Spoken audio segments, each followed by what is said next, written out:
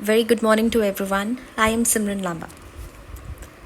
आज मैं एक टॉपिक स्टार्ट कर रही हूँ, historiography of pre colonial economy ancient. Actually हम हमेशा सोचते हैं कि क्या इंडिया एक ऐसी ही स्ट्रॉन्ग इकोनॉमी था जैसे आज है? क्या एंशंट टाइम से ही इंडिया की इकोनॉमी बहुत ही वाइब्रेंट इकोनॉमी थी? क्या इकोनॉमिक हेल्थ में चेंजेस आए एंशंट से लेके मिडीवल से लेके मॉडर्न तक? इनफैक्ट पोस्ट मॉडर्न पीरियड, जो कि हम पोस्ट इंडिपेंडेंस पीरियड भी मानते हैं, उसके बाद से लेके आज तक 1991 के रिफॉर्म्स आए एंड देन कुछ डाउनफॉल्स फिर से आए, जैसे 2008 का economic crisis and so on. तो let's begin with our history and exploration of the nature of economy that India had. तो हमारा फर्स्ट यूनिट है historiography of the pre colonial economy ancient. इसके 8 ये टॉपिक्स हैं जो हमें पढ़ने हैं, लेकिन इसके पहले आई वुड सजेस्ट कि हम पीछे जाके चैप्टर के एंड में जाके एक बार हम इसके क्वेश्चंस पढ़ लेंगे, किस तरह के क्वेश्चंस हमसे पूछे जा सकते हैं। तो फर्स्ट क्वेश्चन है, discuss the contemporary ideas of ancient Indian economic history. Did the prevailing ideas on economic history of ancient India suggest pattern of growth or stagnation? Analyze the new emerging trends in historiography during the early 1960s. In what ways the post-1950s economic historical writings represent a departure from early 20th century historical writings? Account for the recent trends in the economic history writings of ancient India. So, ये जो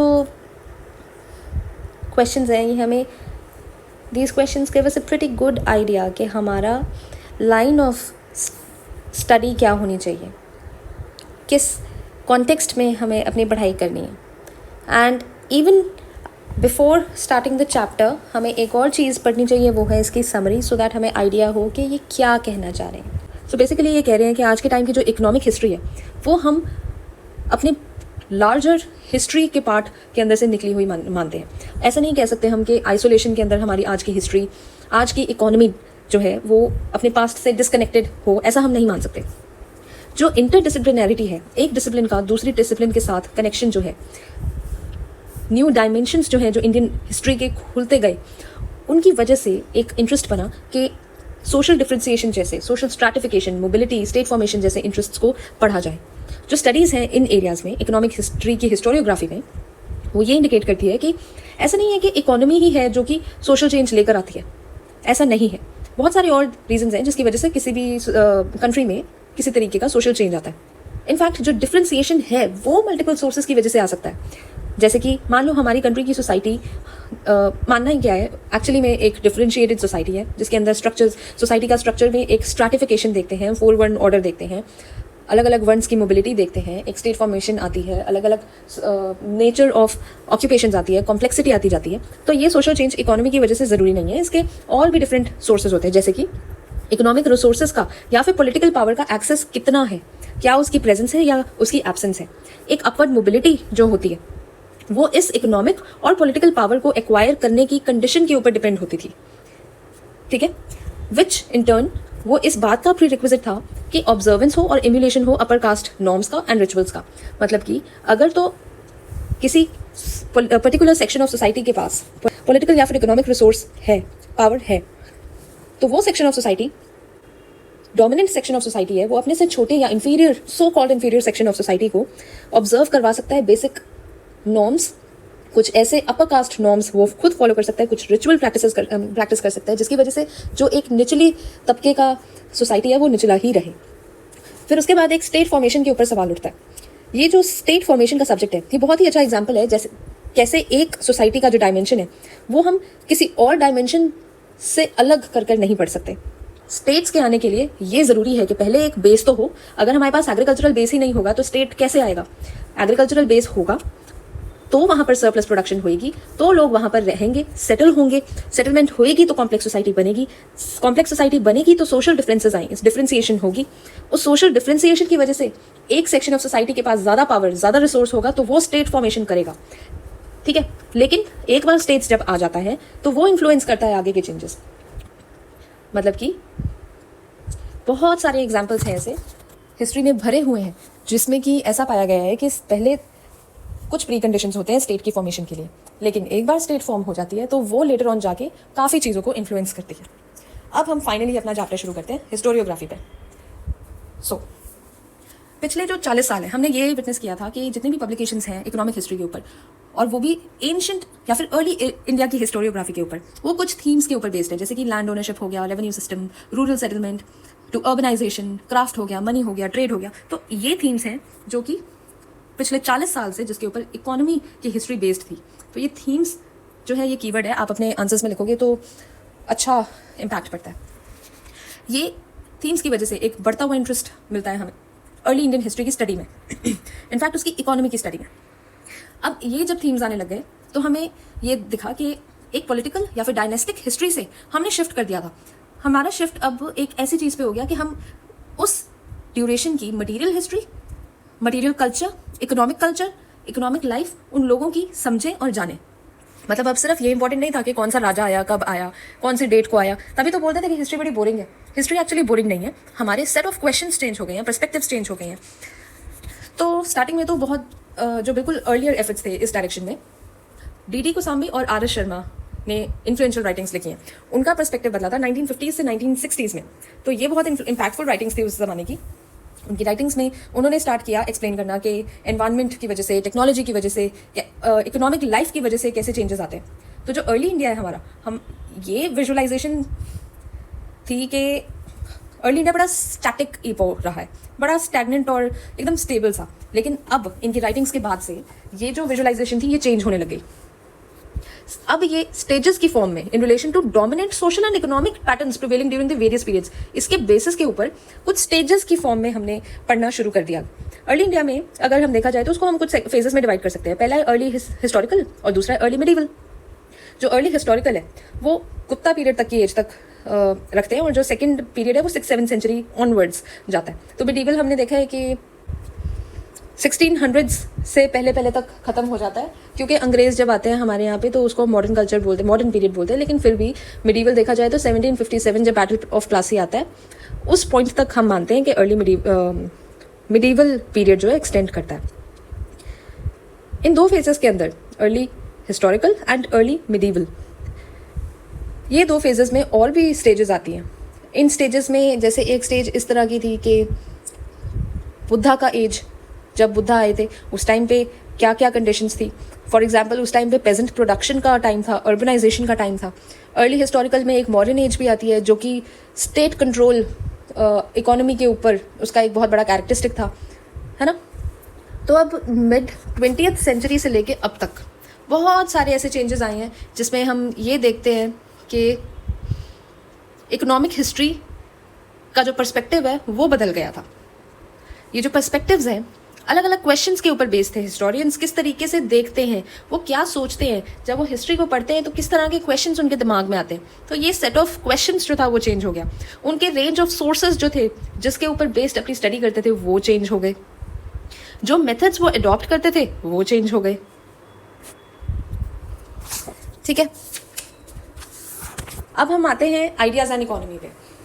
सबसे पहले तो पाली literature अगर या फिर Sanskrit literature हम पढ़ते हैं तो 1000 BC के अराउंड के बारे में उसमें लिखा हुआ है कि बहुत सारे क्रॉप्स और cereals, barley, wheat, rice, sesamum, mustard, lentils, sugar cane, banana, mangoes, इन सब के बारे में उसमें लिखा हुआ है। उसमें ये लिखा है कि कैसे फ्लो कल्टिवेशन का स्प्रेड होता है, पैडी ट्रांसप्लांटेशन के बारे में लिखा है। ये लिखा है कि राइस की नॉलेज थी। राइस का एक जेनरिक टर्म होता है सली, केदर। ये टर्म्स बहुत इंपॉर्टेंट है। ये जो कुछ टर्म्स हैं, सबसे इंपॉर्टेंट चीज़ है कि वो क्या इंडिकेट करती है। ये इंडिकेट करती है कि लैंड और एग्रीकल्चर की कितनी इंपॉर्टेंस थी अर्ली इंडिया के टाइम पे। ठीक है, तो कुछ ऐसी टर्म्स है जो आपको आंसर में लिखनी ही लिखनी होंगी। फॉर एग्जाम्पल राइस को आप सली लिख सकते हैं, which is a generic name for rice. Then comes केदर, वो एक प्रिपेयर्ड कल्टिवेबल प्लॉट होता है। रोपन या रोपेती एक ट्रांसप्लांटेशन मेथड को बोलते हैं। खेत बोलते हैं कल्टिवेबल लैंड को।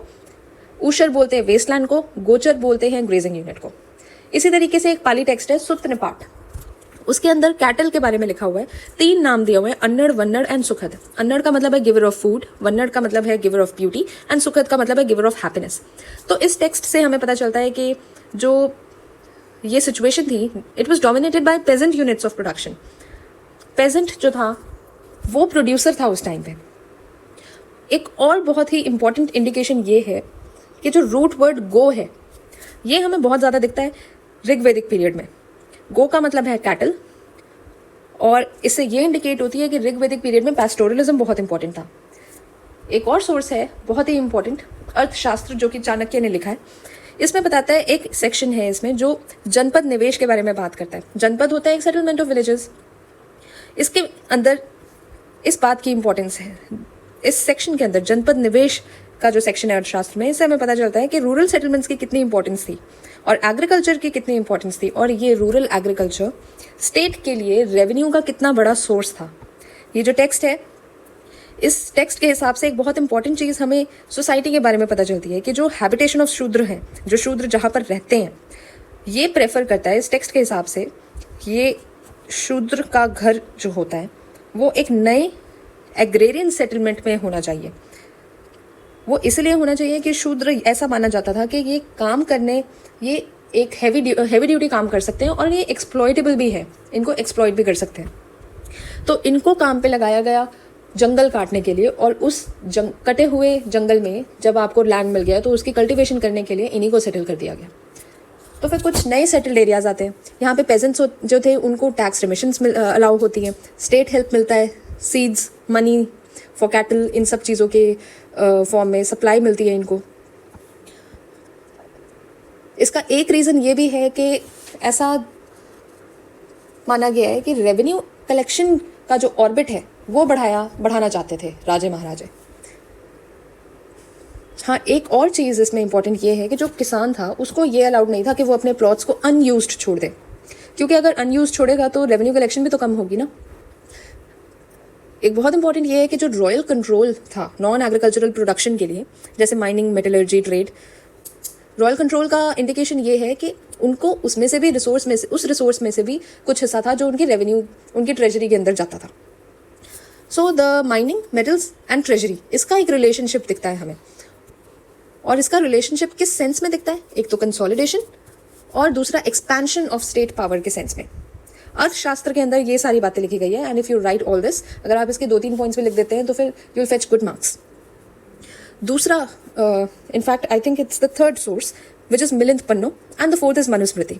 इन दोनों, ये जो दोनों टेक्स्ट हैं ये पोस्ट मॉडर्न टेक्स्ट हैं, और इसके अंदर ये लिखा हुआ है कि the field belongs to him who cleared it. ये जो बात है, इससे ये इंडिकेशन ज़रूर मिलता है कि जो लैंड ओनरशिप है उसके बारे में बात तो चली, दूसरा कि एग्रेरियन एक्सपेंशन के इंसाइट्स भी मिलते हैं।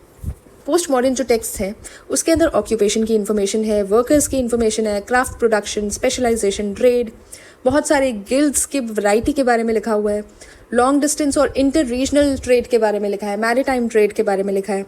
तो इसी तरीके से और कुछ ऐसे सोर्स हैं जैसे कि इंस्क्रिप्शंस, मथुरा सांची में इंस्क्रिप्शंस है, उसके अंदर डोनीज के नाम लिखे हुए हैं, डोनर्स के नाम लिखे हुए हैं, gold, silver, copper, lead, potin, इन सब के कॉइन्स मिलते हैं। ये कॉइन्स टेस्टिफाई करते हैं कि इकोनॉमी की मोनेटाइजेशन का कितना डेप्थ था और कितना एक्सटेंट था। फिर आ जाते हैं आपके गुप्तास। गुप्तास के टाइम पे लैंड ग्रांट के इंस्क्रिप्शंस बहुत ज़्यादा मिलते हैं। इनके टेक्स्ट में, गुप्तास के टेक्स्ट में डोनीज को रेमिशंस भी मिलती थी, ऐसा उसके अंदर लिखा गया है, और इससे ये पता चलता है कि शायद ये एक पॉसिबल सोर्स ऑफ रेवेन्यू था। कैसे? एग्रीकल्चर रिलेटेड टर्म्स इनके रिकॉर्ड्स में मिलती हैं गुप्ता और पोस्ट गुप्ता पीरियड के, और हमें ये जो गुप्ता और पोस्ट गुप्ता है, अगर हम देखा इसके कैरेक्टरिस्टिक्स के बारे में थोड़ा सोचे तो ये एक decline of trade, DK of towns, पॉसिटी of metallic money, इस टाइप का इनका फीचर्स है। इसमें ये एक डाउट खड़ा होता है कि लैंड ग्रांट्स क्या एक्सपेंशन के लिए ही दिए गए थे? ऐसा ज़रूरी नहीं है, क्योंकि सारे लैंड ग्रांट्स तो एक्सपेंशन के लिए नहीं दिए थे, कुछ इसलिए भी दिए थे कि हमने पढ़ा है कि जो पंडित सेक्शन ऑफ सोसाइटी है, जो ब्राह्मण सेक्शन ऑफ सोसाइटी है, उनको लैंड दे देते थे, जिसको हम अग्रहारा लैंड भी बोलते हैं ना साउथ इंडिया में। तो ये भी पर्पस था लैंड ग्रांट्स का। एक और पॉइंट यहाँ पे मिलता है कि इंस्क्रिप्शंस में डिमार्केशन करी हुई है डोनेटेड स्पेस की, और वो जो डिमार्केशन है वो नेचुरल बाउंड्रीज के रेफरेंस में करी है, जैसे कि एंट हिल्स, जैसे रिवर्स, फोर्ट्स, ठीक है। तो इससे ये सिग्निफाई होता है कि शायद सेटलमेंट्स स्पार्स हो गई थी। स्पार्स सेटलमेंट का मतलब है कि शायद ये एक रूरल बैकग्राउंड था, और ये एक अर्ली, शायद हिस्ट्री की बहुत अर्ली स्टेज थी। तो गुप्ता एज पे हमें थोड़ी सी डिक्लाइन दिखाई देता है इकोनॉमी का। अब इम्पॉर्टेंट क्या है, जो बहुत सारे रेफरेंसेस हैं लैंड ग्रांट्स के, उससे फाइनली हमें पता चलता है कि एक रूरल सोसाइटी थी गुप्ता पीरियड या फिर पोस्ट गुप्ता पीरियड की। तो इससे एक जो गुप्ता पीरियड का गोल्डन फेज वाला जो एक गोल्डन पीरियड ऑफ हिस्ट्री माना जाता है ना, तो with greater research and exploration हमें पता चलता है कि हाँ, ये कल्चर में तो गोल्डन एज माना जाता है, लेकिन इकोनॉमी के कॉन्टेक्स्ट में इतना भी गोल्डन नहीं था, क्योंकि हमें ये भी पता चलता है कि इस टाइम में डिबेसमेंट ऑफ कॉइन्स भी मिलते था। एक और एविडेंस है हर्षचरित। हर्षचरित के अंदर एग्रेरियन प्रॉस्पेरिटी की बात करी है, और वो भी श्रीकांत की, और उसको उन्होंने कॉन्ट्रास्ट किया हुआ है विंध्यास की फॉरेस्ट लाइफ के साथ। तो आप अच्छे से ये मेक आउट कर सकते हैं कि जो आर्कियोलॉजिकल या फिर लिटरेरी सोर्सेज हैं, उससे हमें किस तरीके से पता चलता है कि किसी भी पीरियड की इकोनॉमी किस तरह की रही होगी।